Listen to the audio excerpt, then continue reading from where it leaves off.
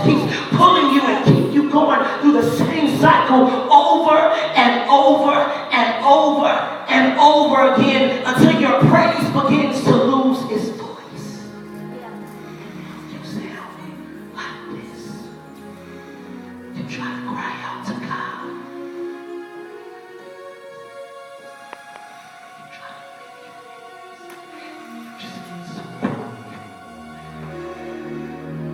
But we're in a moment prophetically where God is saying, I'm calling you to put your past in place. Because sometimes our past can be crazy. Sometimes our past can look messed up. Sometimes our past can be wrapped up in things that our family put on us. Sometimes our past can be all of the difficulties of life. Sometimes our past can be those generational curses.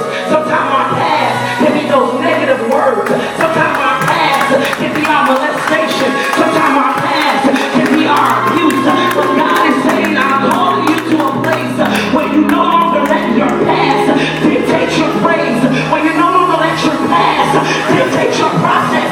Where you no longer let your past dictate your purpose. Somebody say, put your past in its place. And so he's here. We see this woman. We see this woman. And she comes to a house where she hears that Jesus is there.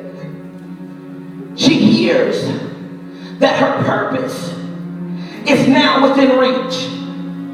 She hears that her purpose is in her midst. Look at your neighbor and say, you can smell your purpose because it's in your midst. And so what happens is, when purpose is in our midst, we begin to get some momentum in the spirit where we begin to say, oh, I feel it in the air. I feel it in the air. And